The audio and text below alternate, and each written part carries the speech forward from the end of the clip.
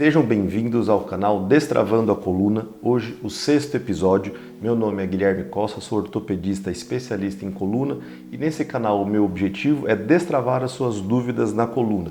Vocês podem enviar perguntas através do WhatsApp DDD número 11 949 38 8470 ou pelo Instagram @Dr. Guilherme_Costa, enviando as perguntas em áudio ou texto.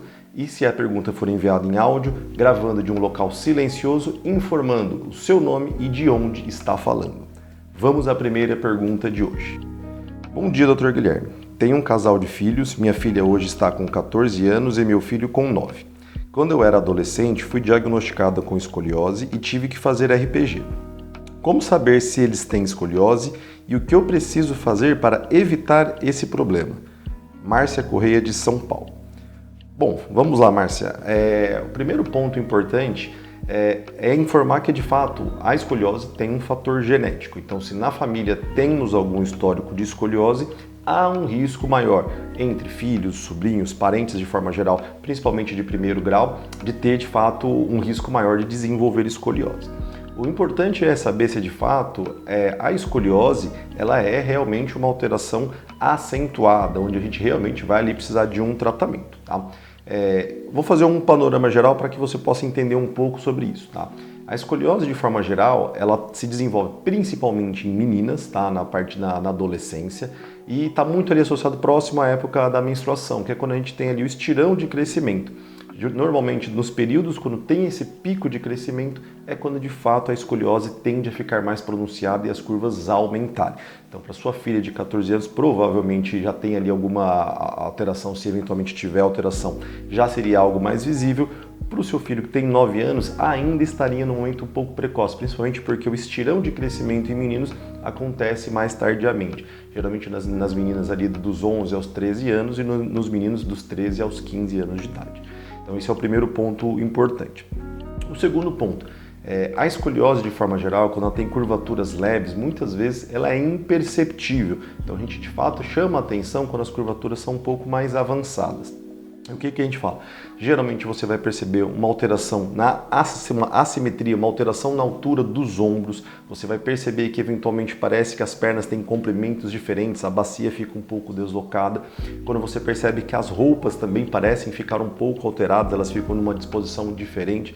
E principalmente quando a gente fala, a criança vai nadar em um clube, numa praia, e você observando pelas costas, muitas vezes isso fica realmente mais nítido, tá? Então o principal ponto que a gente tem que ter são essas chamadas clínicas, essas alterações clínicas que chamam a atenção de fato para a escoliose, e a partir do momento que você realmente fala, tem uma suspeita, aí sim a gente vai fazer a investigação da escoliose. Então a gente não faz uma investigação burocrática ali obrigatória só porque você teve a escoliose na sua adolescência, mas quando você começa a perceber esses sinais clínicos que chamam a atenção, aí sim é obrigatória a investigação.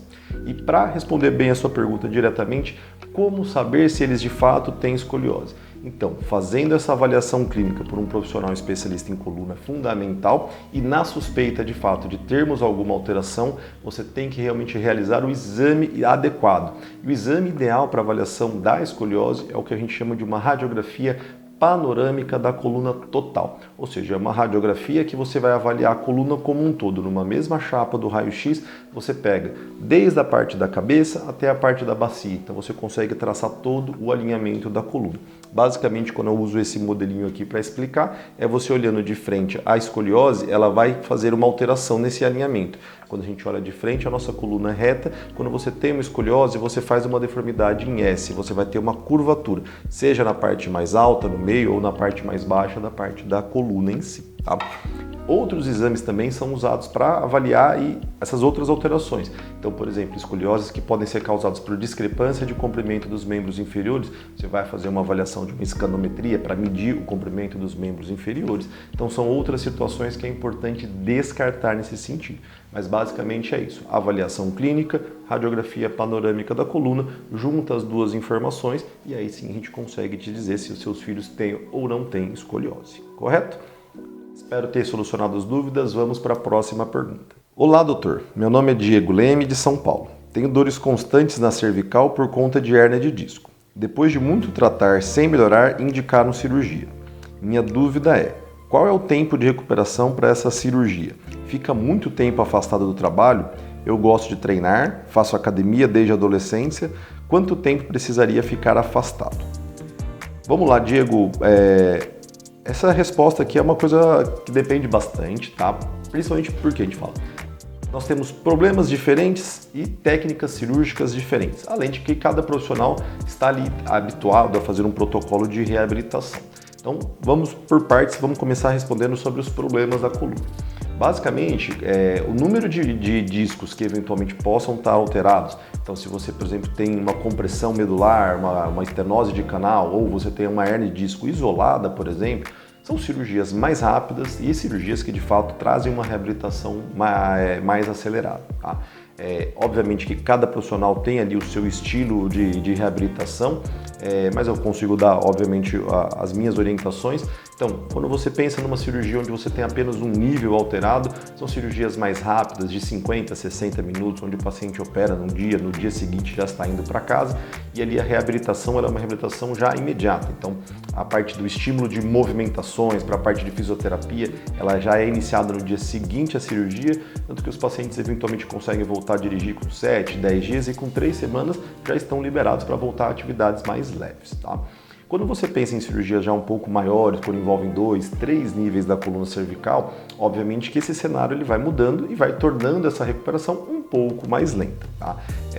E também tem diferenças entre fazer cirurgias pela via anterior, quando nós temos problemas mais relacionados ao disco, ou cirurgias por via posterior, quando nós temos problemas mais relacionados à artrose das articulações ou a problemas de espessamento do ligamento amarelo, que também podem provocar uma compressão da medula, mas vindo de trás para frente.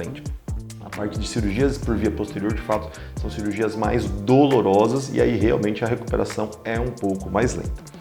O retorno ao trabalho vai variar bastante da função que você exerce. Então, se você tem uma função mais administrativa, acaba passando mais tempo sentado, mas não realiza tanto esforço físico, de forma geral, uma situação ali, depende do número de níveis envolvidos ali na parte da coluna, a gente fala que pode variar aí de mais ou menos 1 a 3, 4 semanas para você voltar ao trabalho.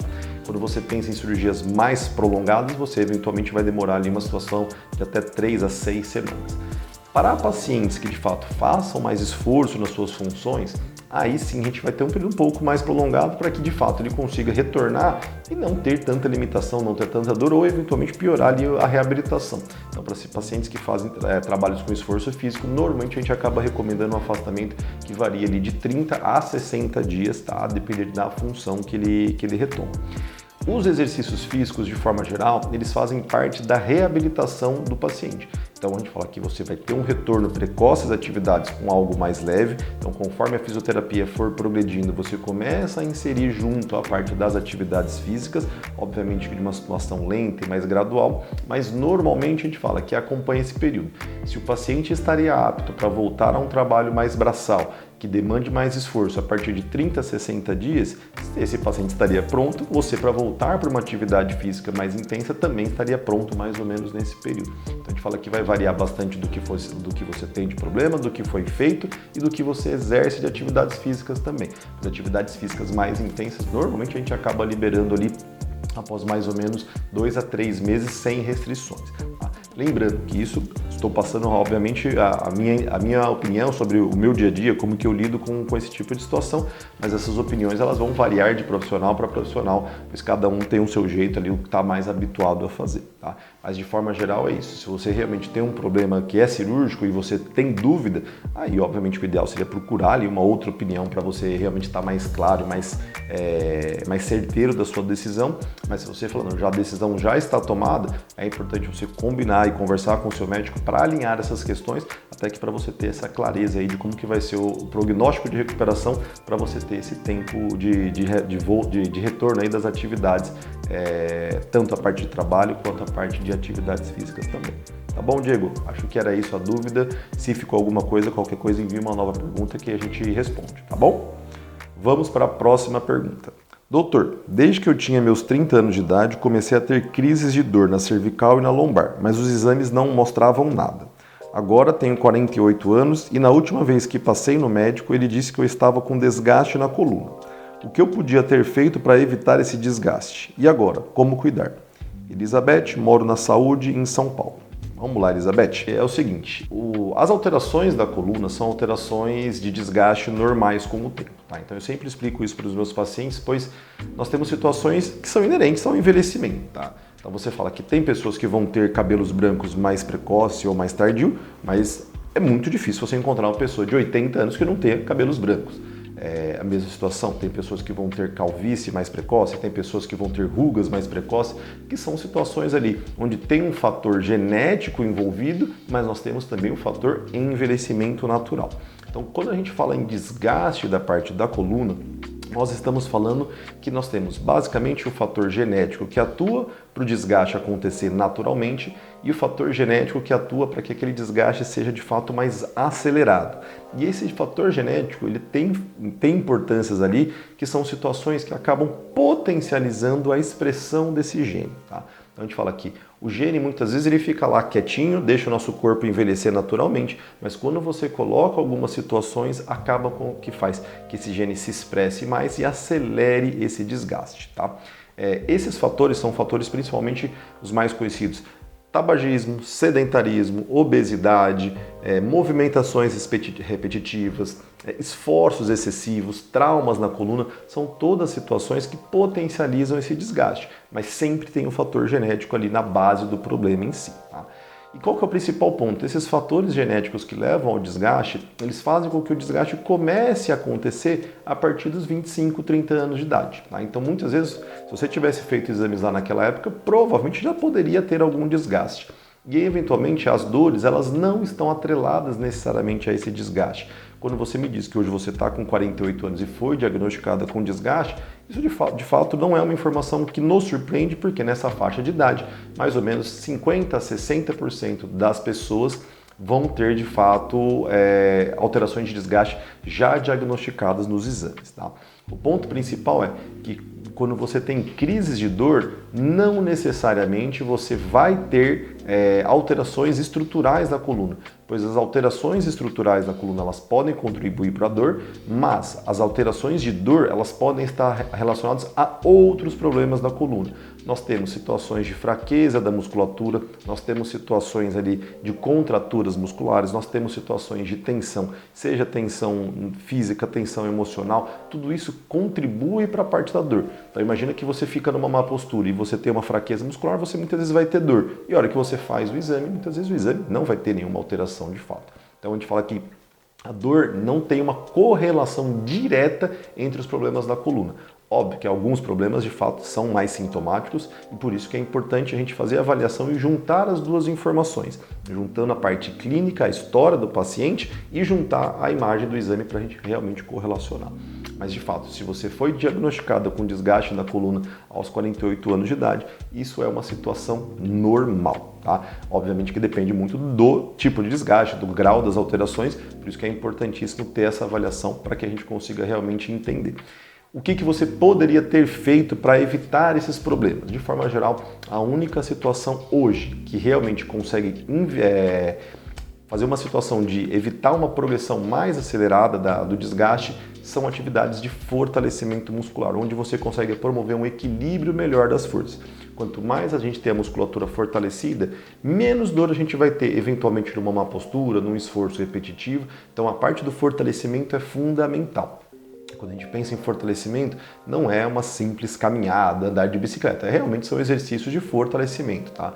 Musculação, pilates, e aí você vai ajustar essas atividades com o que o paciente sente dor, para você falar, não, eu tenho limitações para determinadas atividades, para determinados movimentos, você vai juntar entre o profissional médico e o educador físico, o fisioterapeuta, que vai estruturar essa parte do tratamento, para você ajustar essas questões.